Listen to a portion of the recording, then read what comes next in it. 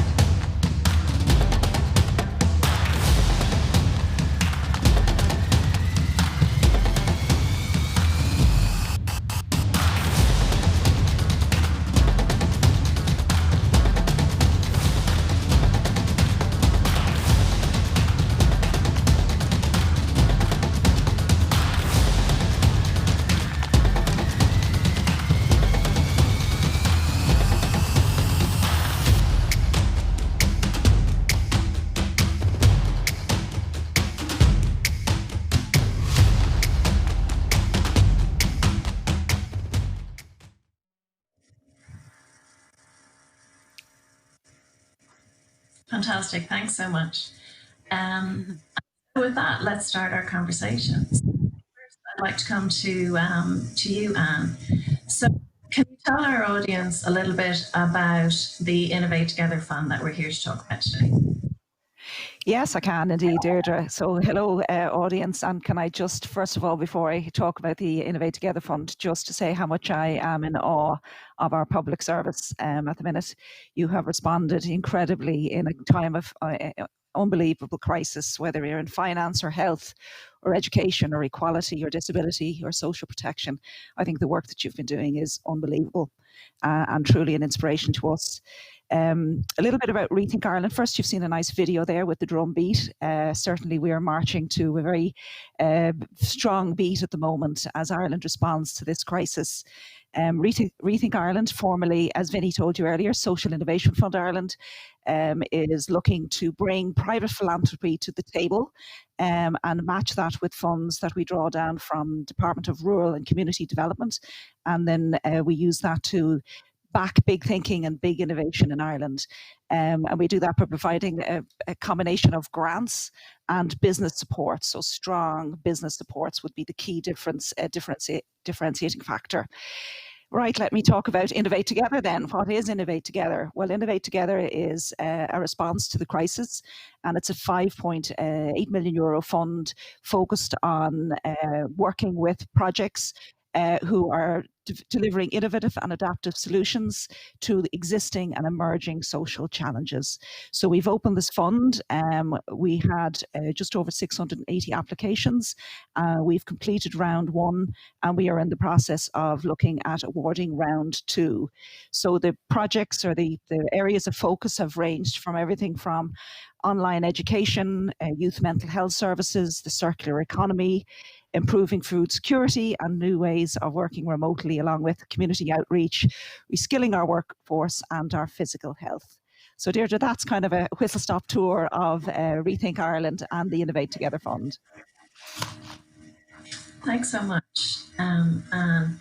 So I think it would be useful to maybe bring it alive through a couple of examples. And I'm thrilled that we have both Nick and Helene here this morning who have received support through the first round of the Innovate Together Fund. So Helene, maybe I can come to you first. So Helium Arts received an Innovate Together grant. How about we start with, what does Helium Arts do? Sure, thank you. Helium Arts is the National Children's Arts and Health Organisation. We support the 110,000 children, it's 11% of children who are living with long-term health conditions in this country, which can also include disabilities. And a lot of these children are experiencing loneliness, social isolation in their everyday lives. Research shows they have less closer friends. They experience more bullying. So they're feeling very, very lonely, and their confidence and self-esteem can be quite low, and they become very withdrawn in themselves. So what Helium does is that through our Creative Health Hub programme, which we launched last year in Cork and Limerick, is that we connect these children through creative activities in their communities and close to their homes. So we run 6-week arts programs for these children, up to about 15 children at a time of all ages. And these workshops take place in their local communities, in their libraries, in their art centres. And what we find is that these children are making lifelong friends. They feel through the creative process, they gain a sense of pride and achievement. They begin to find their self-expression and their voice, and they go back then into their own circles, and they feel certainly very boosted, and their well-being, as we've been measuring, has taken a huge increase. So these are obviously vulnerable children, and I'm sure everybody listening here today knows one of these kids, right? They're in our families, they're in our communities. So they're not everybody else, they're actually us, aren't they? How were the kids you work with impacted by the COVID-19? How have you kind of adjusted your to deal with that? Tell us a bit about that. So these children are already experiencing social isolation. So with the onset of COVID-19, and particularly that period of lockdown, it affected them in different ways. Some parents were telling us that, they were just getting going. They were particularly those who were taking part in our own programs. They were just getting going. They could sense an improvement in their socializing, in the communicating, etc. And teachers were even commenting. And then suddenly it just all stopped, and school stopped, and suddenly it was as if the isolation was kind of coming back in upon them. And so and then, interestingly, for some of the teenagers, what they expressed to us, and these are some of the teenagers living with autoimmune diseases, who again are living their lives are about social isolation. And one of the teenagers actually said to us, this is the way I live. This particular teenager couldn't actually go to school. She said she's homeschooled. This is, now my friends actually understand how I live and what I have to do. And in fact, she actually appreciated the fact that the rest of her community were getting her perspective on life. So how did Helium Arts, if you like, to respond to this? Can you tell us how much did you get from Innovate Together, and what are you doing with it? Yes. So we received 50,000 from Innovate Together, and it was just and along with that, you know, the supports and the training that comes with having to be in a situation where you are having to rethink the way that you work. And I suppose we're a creative organization, so we're all about problem solving, and we listened to our families. We asked them what would work for them. And they came back to us and said, you know, we approached them with thoughts around a remote program. And I suppose we don't say online, because actually our program, what it does is it uses both online and offline.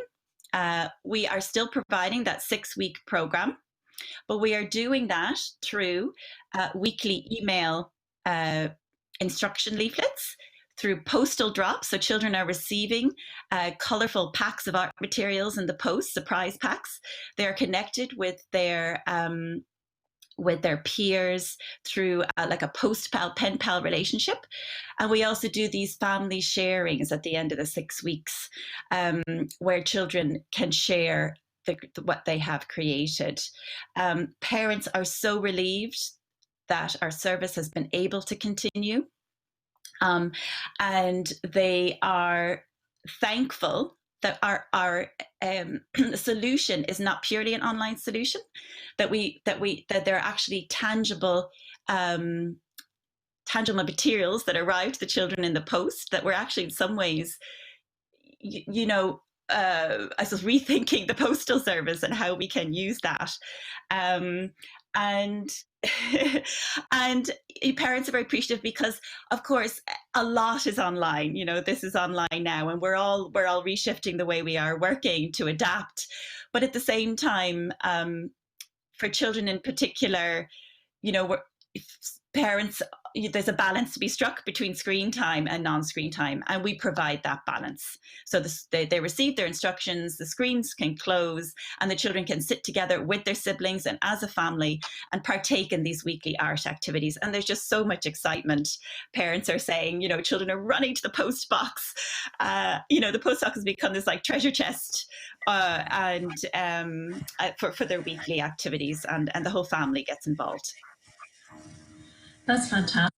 So you received €50,000, and I know you'll also receive a series of other capacity building supports. Can you tell us a bit about them and what to Helium Arts? Yes. So I'm nearly speechless with the capacity supports, because it's so hard to put a value on those. We are a small organization. You know, we have to be very efficient in the way that we run and the way we use our resources. So for Rethink Ireland to come to us with, you know, this wonderful package of supports, of training in how to thinking about our communication strategies and how we are having to communicate differently to our audiences, you know, to be thinking about the online space in particular and how we might be able to integrate that into what we're doing.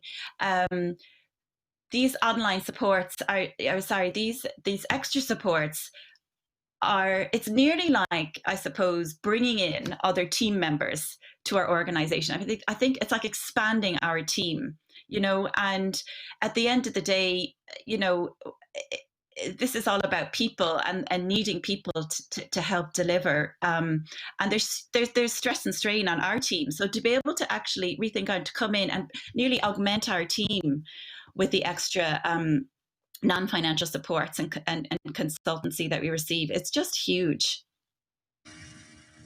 Okay, thanks a million. And the very best of luck with taking it all online. I can't wait to hear what happens later. I'm really interested, and I can just picture all those kids running to the post every day. Yeah.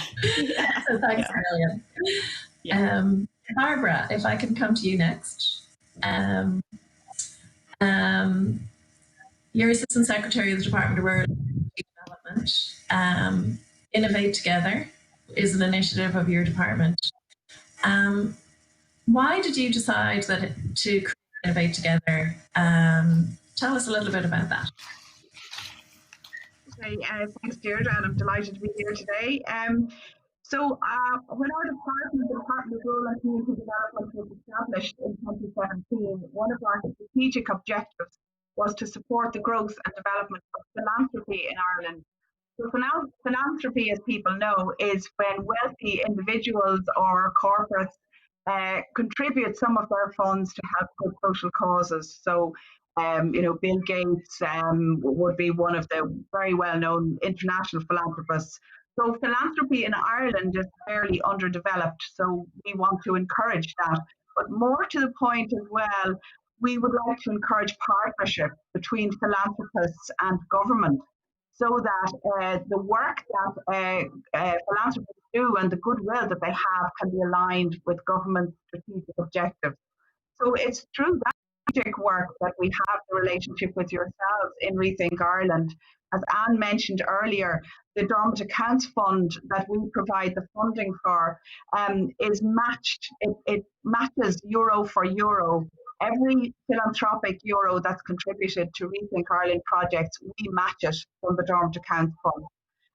But in the early weeks of COVID-19, obviously, things were very different, and we noticed that there was a massive response from the corporate sector in particular, and from many wealthy private philanthropists, all wanting to help with the COVID-19 crisis. And it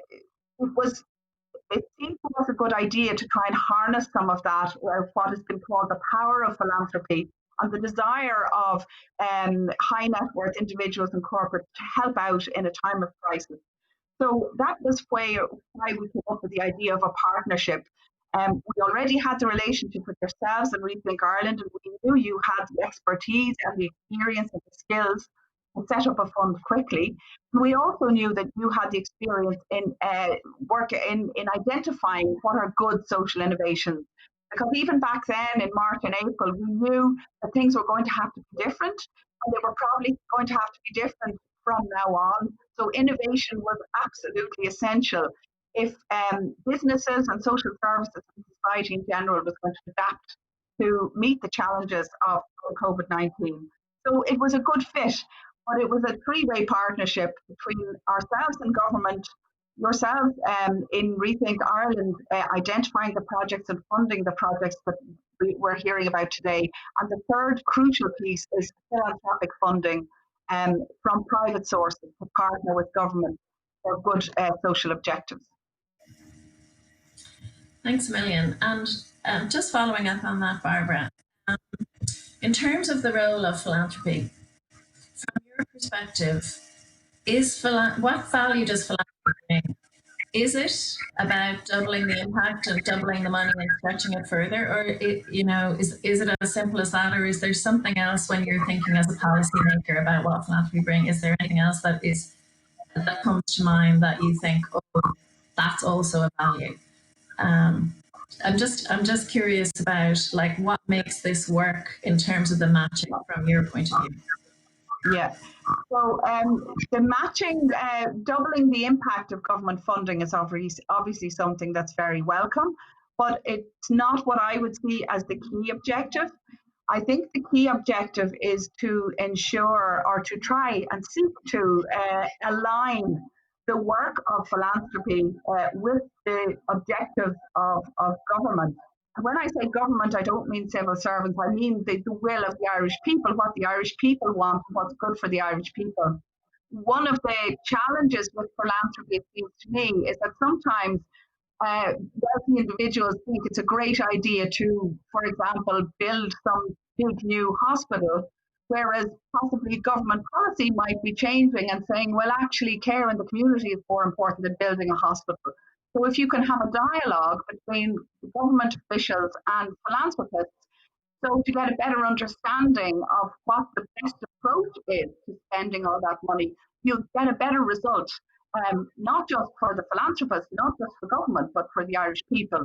So aligning our objectives with and harnessing the power of philanthropy for public good, and assisting philanthropists, I suppose, in understanding more, particularly the very wicked problems, the difficult social problems like homelessness and disability, mental health, many of the areas that Rethink Ireland is involved in.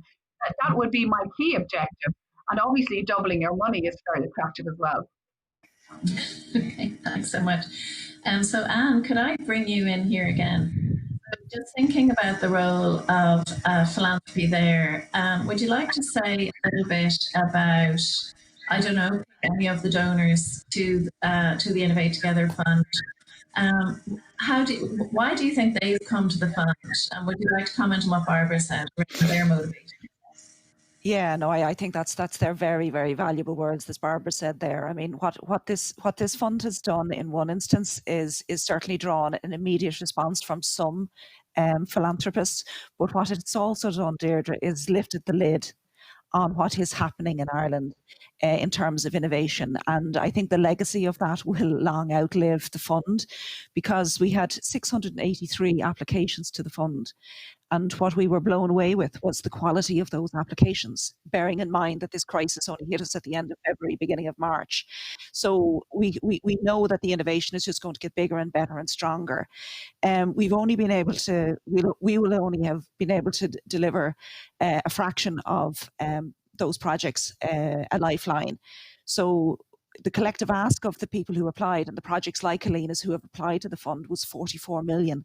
We'll only be able to give out in across these two rounds around about 5.7, 5.8 million.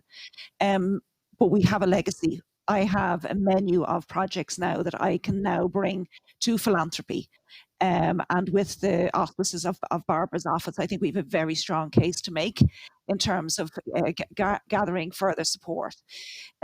I'll talk about one of the donors who came to the table, which was Zurich, and it's their foundation. It's called the Z Zurich Foundation, obviously headquartered in Zurich, and a meaningful philanthropist across the globe. Not necessarily here in Ireland, but they have been taken with the work of Rethink Ireland in particular, and about our magic mix of financial supports and the wraparound supports that are even more valuable than the financials, if truth be told.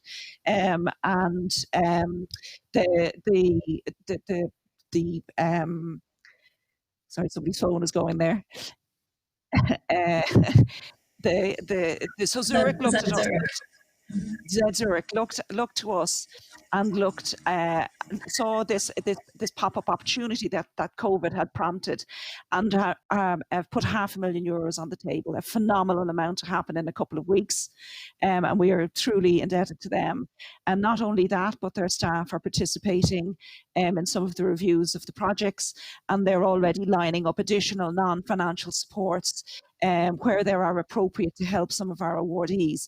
So it's a potent mix of financials, of non-financial supports, and the goodwill of these organisations. Now, our passion and belief is that Zurich will come back to the table and help us out even further, and more importantly, will help us carry on a conversation with other philanthropists, other organisations, other international trusts and foundations.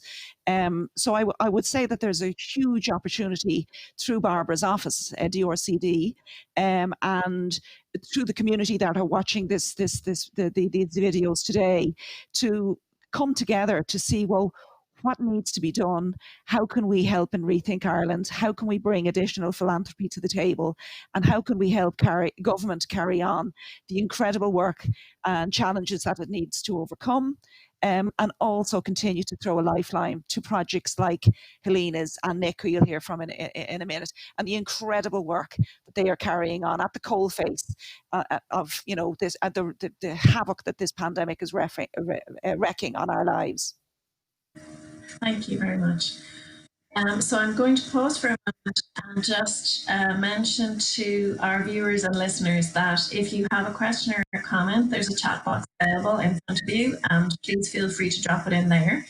We hope to have some time to take some questions at the end. So Vinny, who you heard from back at the beginning in our introduction, is monitoring that closely, just waiting for you to drop those in. So I hope to take a couple of those at the end. So with that, Nick, you're CEO of Irish Refugee Council.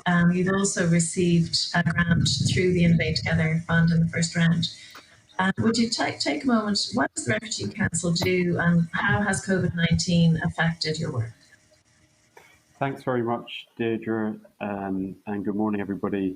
So the Refugee Council is a charity. We are 17 people, and we provide services and support to people in the protection process. We have a drop-in centre, which I'll come to in a moment. Legal support via our law centre, and then integration supports around housing, education, employment, and youth work. COVID has changed everything about our work, I suppose, and if direct provision as a system was already very problematic, the pandemic has merely accentuated the problems with that system already. It's a very fragmented system. There's currently 80 locations across Ireland where people are living, and it's a congregated setting. So that in itself is problematic from the perspective of the pandemic. Also, the pandemic has made us all more isolated, and for people living on the edges and margins of our society, that isolation has increased. And also things like travel and movement have become more harder. Dublin is still the centre of services for people seeking asylum, particularly, and decision making also. People would have to come here to see their lawyer often, or for interviews. A couple of other points as well would be that the number of people seeking asylum in Ireland has dropped hugely during the pandemic compared to last year in particular. There's something like a 60% drop. Ordinarily, this would have been an opportunity to deal with some of the backlogs that exist in decision-making, but that's not been possible because, understandably, decision-making processes shut down, particularly in the spring, and they've actually just shut down again yesterday. There is no interviews taking place, for example, personal interviews. So it's been very challenging. But I'll come to it in a minute, I think, Deirdre, but we have tried to pivot everything and change everything. And while it is a crisis, there is also lots of opportunity to do things differently. So you've received a grant you received an innovation grant through Innovate Together. So tell us, what is the purpose of that grant? Yeah, so the project is called Digital Drop-in Centre. And where previously, pre-pandemic, we would have had an open drop-in centre, Monday, Tuesday, Thursday. Anybody could come, no appointment necessary. And we would have received maybe 10 to 20 people each day and assisted them and given them direct face-to-face advice. So the purpose of the project is to shift that format online and to try and connect with people, give people advice and assistance and guidance either by telephone, via Zoom, and share information. And the project, as Helene mentioned, it's similar to hers. One of the huge benefits is both the financial assistance that we've received, which is €60,000, which is huge for us. It's a significant amount of money for us as an organisation. It solidifies our services around our online drop-in centre, but there's also the wraparound support. And as Helene said, it is like having an additional staff member who can come in and give you advice and assistance on a particular point. We had a seminar 2 weeks ago on moving services online, which was really helpful. And that has given us guidance about how to do that. And I suppose it's also given one of the things that Rethink Ireland do well, one of many things is just putting a bit of rigor around your work. So, for example, there's a clear action plan that we were required to submit that sets out in a logic model what we are supposed to be doing when the quantity, the impact, and it ensures that we have a clear plan for the coming year, which is important for us as an organisation. We're busy, we're ultimately understaffed, huge demand on services, so that sort of structure is really helpful. Okay, thank you. And so I'm presuming that refugees and asylum seekers, well, particularly asylum seekers living in direct provision, are one of the extremely vulnerable to COVID-19. Yeah, very much so. It's, as I said at the beginning, it's a congregated setting, so it's immediately exposed to the disease. We did a lot of work around advocacy in the spring, around encouraging the Department of Justice and the Department of Health to move vulnerable people out of direct provision. One of the pieces of work that we did, which was also supported by Rethink Ireland, was a survey of 420 people living in direct provision, so that their voice could be amplified and their direct experience could be put out into a different format and amplified. One of the things that we've seen in the recent weeks, Deirdre, is that it is and I don't mean this, don't use this word. It's a word we hear in our common vernacular at the moment about a second wave, and we are experiencing a sort of second wave of anxiety amongst people in direct provision. Decision-making processes are slowed right down, so there's delays. There's anxiety about family members elsewhere. There's also the ongoing health concerns. So there's lots of pressures. We're all experiencing pressures in this, particularly today, I suppose, in the next 6 weeks. But I expect those to be amplified for people, all people on the margins, not just people in direct provision, but particularly for that group of people as well. Okay, thank you. And I know that when we were announcing the Round 1 Innovate Together grants there about 3 weeks ago now, I had the pleasure of meeting Safetynet, another project that we supported with Innovate Together, and Safetynet are providing mobile COVID testing, rapid testing services in congregated settings. And Dr. Dermody, who's the CEO, was telling me that she had been visiting one direct provision centre, and they had been in Cavan and Monaghan that week, I think. And it was just phenomenal to hear how rapid testing could allay at least some of the anxiety that residents direct provision were living with. So she was letting me know that if there was one case in a direct provision centre, they tested everybody in the centre, and they had answers within 45 minutes on who needed self-isolate or not, and they had committed to coming back every single week until there were no cases. So I mentioned that because one of the things we were really looking to do as we selected these grants was to select grants that would leverage each other as well. Yeah. Your work is obviously incredibly important in terms of support, advice and advocacy, but also it was great to do a physical health intervention around rapid testing to keep people safe and also hopefully some of that anxiety. Yes, we would work with Safetynet as well, and there was a huge amount of testing done in September. I think the HSE with Safetynet and others help tested around 3,400 people. One of the interesting things, and this is positive, was that the positivity rate of the disease itself was relatively low. It was something like 0.5%. And the current recorded number of positive tests is 341, which is probably lower than we would have expected at the beginning of the pandemic. But I suppose it's the metrics on which we judge the pandemic. There's more than one. It's not just the positivity.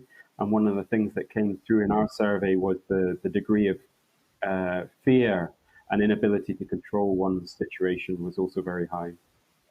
Fully understand that. So I'm very glad to hear that you're able to, that this grant will enable you to take that support service online.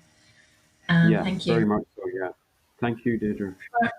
Thank you. Bairbre, let me return to you. As a policymaker, I see that Innovate Together has been recognised internationally just in the last couple of weeks. Can you tell us a bit about that, and how important would that be to you in your department, or is that relevant? The Innovate Together Fund has been highlighted by an organisation which is concerned with Europe, encouraging philanthropy in Europe. the European Venture Philanthropy Association. And the objective there would be to encourage philanthropists to engage in projects that encourage social innovation.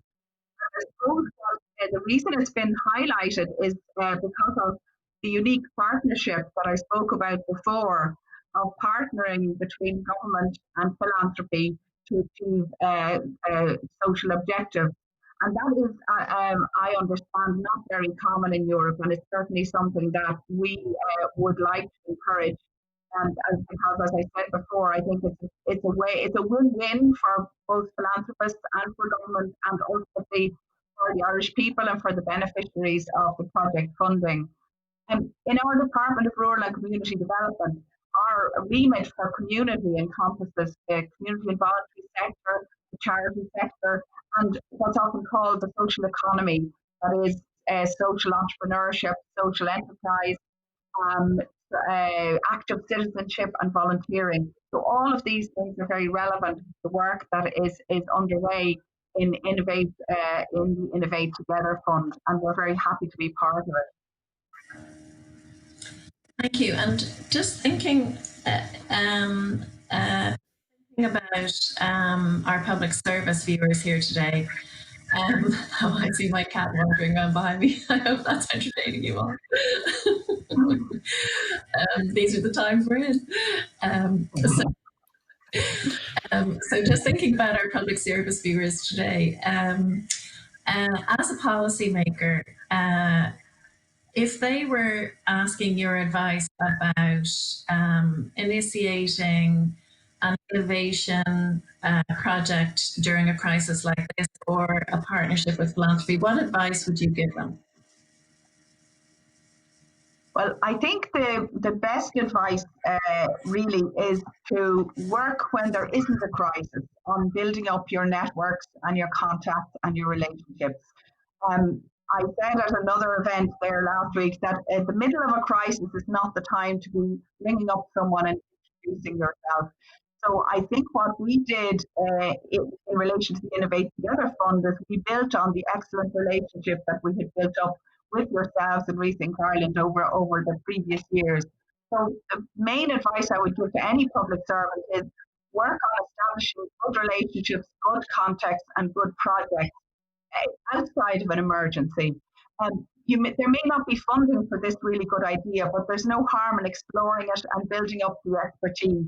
And then if there is a crisis, there may be an opportunity for you to get the funding or to get the green light or to get the support for what it is you would like to do. One of the abiding lessons of this crisis has been for all of us that so many things that we were told were impossible suddenly became possible during those few months in the spring. And I think now that we know we have the pandemic with us for longer, we know that the world is utterly transformed in many ways. And many of the things that people would have said, no, don't bother with that, it'll never happen. Yes, it could happen. So I would encourage colleagues to think about innovations, think about new things that maybe would not have been possible or you think no one would support, and just try it. Because I think it's an old cliche, but it is so true.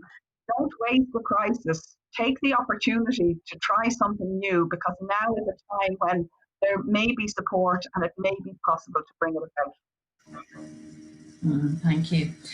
Coming back to our viewers, so I'm going to deal with one more question to our panel, and then I'm going to open it up to questions or comments. So feel free to get putting your questions and comments in the chat box. I can't see them right now, so I'm hoping it's filling up, but if it's not, now's your chance. So just reflecting on what Bairbre said there, certainly what we've observed in Ireland is absolutely that like the barriers have quite literally fallen away. All those things we said, we all said, not just at Rethink Ireland, in the whole country, all those things that we said, well, that would take 5 years, that would take a year, that would take 6 months. We could never do that. It's, nobody would ever agree to it. Well, guess what? Did I ever think that I would be working in my spare bedroom with my cat wandering around on a webinar?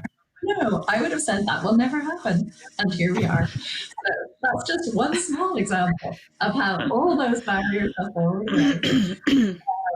So, you know, it's a very tough time for our country. And one of the things we've been really looking at is making sure we're working with vulnerable groups at Rethink Ireland. And I think, you know, asylum seekers living in data settings is one, and, you know, very ill children and young people is certainly another vulnerable group. So, Anne, if I can come to you now. So what next for Innovate Together here? Yes, well, what next indeed? Well, in a practical sense, we're completing round 2. So we've been reading through those applications and we'll be making the final selections. I'm not on the panels myself. I couldn't cope, to be honest, with the standard that is there and selecting them, but somebody has to do it. I think, Deirdre, you're one of those people.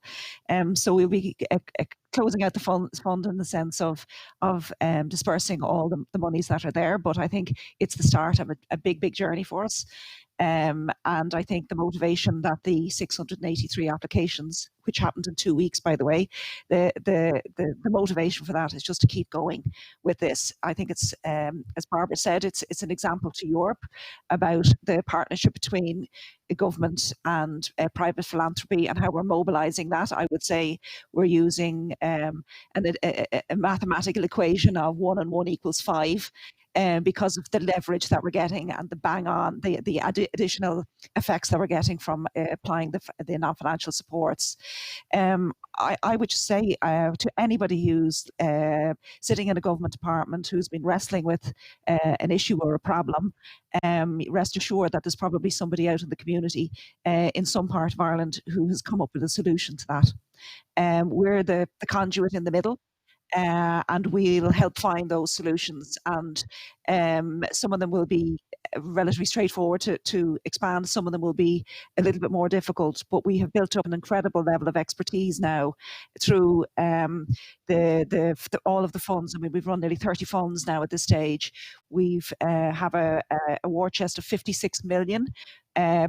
In part from government and in part from private philanthropy, and that is being invested heavily across Ireland as we speak in all areas that government is working in.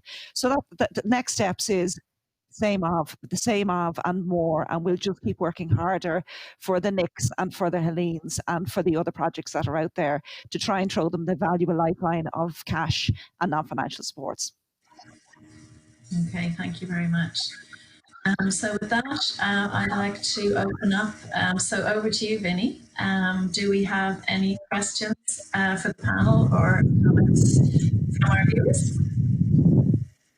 I was just saying, sorry, Deirdre, you must have been able to read Katie O'Neill's mind, because her first comment was amazing impact from Rethink Ireland, and she actually asked what's next. So I don't think we need to cover that one again. Just have a question from Elizabeth on the governance side. So she says, good morning. I was wondering, how do you ensure that the funding is used for innovation purposes rather than general running costs of an organisation? So that's a governance question. Don't know if Anne or Deirdre would like to take that. Would you like to take that?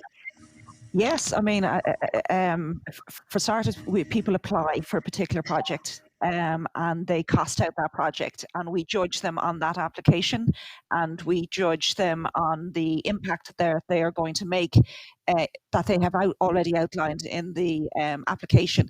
We then do further due diligence, significant due diligence on each project, and then we do stage-based payments, and we manage the relationship. So it's not just us handing over cash. It's, as Nick and as Helene have said, we stay with them. It's like an extra member of staff. That's good and that's bad. It's there as a carrot and stick approach. So collectively, we are trying to get the projects to achieve the impact that they've said they want to make, and we help them achieve that. So the governance is built in because we stay part of the journey from beginning to middle to end. Excellent. And then I have a question, if Nick and Helene would like to take it. Paddy would like to know, what's the application process like?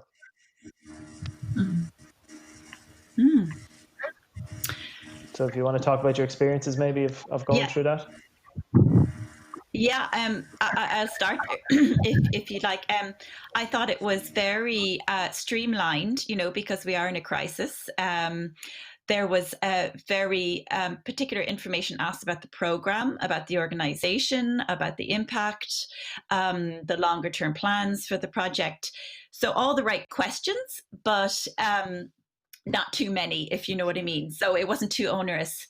And again, for a small organization, you know, you need these processes to be to have the governance structure, but also to be efficient at the same time. So I felt it was a really good process in that way. And then likewise, the decision making time scale was also very good, I thought. Because again, we're in a crisis and we need to have quick decisions. And I did feel that was also the case. Yeah, I'd agree with I'd agree with Helene. It was prompt. It was also two-staged. I don't think we were interviewed. I can't recall being interviewed, but I know Rethink Ireland does do interviews, which I think are good for projects because it gets you answering the tricky questions. But I don't think we were interviewed because of this need for speed.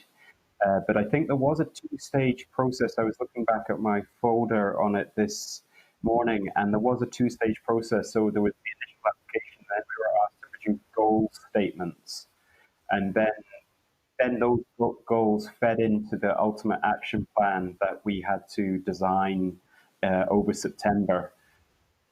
So yeah. Could I just come in here, Deirdre, just a little point about the governance.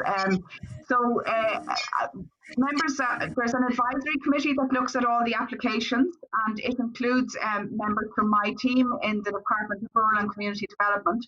But importantly, it also includes colleagues from other government departments who would have knowledge of the sectors that where the grants are being made. So we have colleagues from other departments, like the Department of Children, the Department of Education, and others. I don't have the full list here, but I think that speaks as well then to what I was talking about earlier, the alignment between what Innovate Together is funding and government policy and government objectives. And I think that's a very important thing. So we haven't just handed over the grant to Rethink Ireland and washed our hands of it. We are actively involved as officials in a partnership in channeling the funding to the successful project. Excellent. And then maybe one final question, or did someone want to come in? Sorry. Yeah, please go ahead. Yeah, so I know Bairbre did touch on this a small bit, but Martin kind of asked, how can public servants or the public service help? So maybe Anne, is there maybe from a different angle, like how, from the audience here today, how could we help you possibly? Or what would be an ask from Rethink Ireland? Yeah, well, we already have starting conversations with many government departments. We've already got some funds from Department of Children and Youth and from Social Protection, and we have a lovely project, an equality project from what was Justice and Equality. I know changes of government mean big changes for the public service. So yeah, we've got a lovely equality fund project. So my ask would be, come talk to us. Essentially, we're out there working on the ground. We're out there talking with philanthropy and philanthropists from Ireland, but internationally. We feel we've got a unique way of tackling problems that maybe reach and do things that maybe government officials can't do in terms of the time and restrictions that they're working under. So it's an opportunity, and also just to flag to us, as Innovate Together has lifted the lid on crisis and responses to crisis from communities around the country. I know that there are officials sitting with difficult, wicked problems that they're expected to find solutions to, and they may want to point us in a particular direction or alert us to things. So please come and talk to us. That would be the first thing I would say. Unfortunately, not physically, but by phone, a virtual coffee or whatever. We're here to have those conversations. So how can they contact you, Anne? Well, simply by using my email address, which is my name, ANN with an E, so ANN with an E at rethinkireland.ie. Or we have hello at Rethink Ireland is our general email address. So ANNE at rethinkireland.ie, or come onto our website and you can connect with us there, rethinkireland.ie. Okay, thank you very much. So we're almost out of time. So Bairbre, maybe I can come back. Is there a final thought, word of advice, or anything else that you'd like to contribute? Thanks, Deirdre. And just to go back to, I think, a comment that Anne made at the beginning about the incredible work that the civil and public service has been doing in the number of months since this crisis started in March. And the traits of agility, flexibility, responsiveness, caring are not ones that people, the public generally associates with the civil service or the public service. The civil service has been incredibly agile, flexible and responsive. And this is just one example of many. And I think there's a great opportunity for us to keep this way of working going now and into the future for the rest of this pandemic. But actually, this should be the new normal, this way of working. Thanks. Well, that's a very powerful closing statement. So I want to thank very much for taking the time this morning, all of our viewers for taking the time to join in as well. I think COVID-19 is a pandemic. It's the first pandemic I've lived through, and I think most of us lived through here in Ireland. And I think I was just reading a little recently, so I think what I've learned about pandemics historically is that they have always expanded the inequalities and challenges that already existed in societies. They've highlighted, spotlighted, and if there was a wedge, they pushed them open. And I think part of what we've been trying to do here Fund is to try and make sure that whether it's through physical health, mental health, poverty or whatever else, at least limit the exacerbation of that. And I hope in our next phase, when we come back to evaluate this, that we'll have done, that we will have achieved that. So watch those barriers to innovation fall away. I wish you all the very best of luck in your own work in assisting that, and stay safe. And the very best of luck to the rest of Public Innovation Week. It's been a pleasure to be here. So thank you so much. Thanks a million. Thanks very much.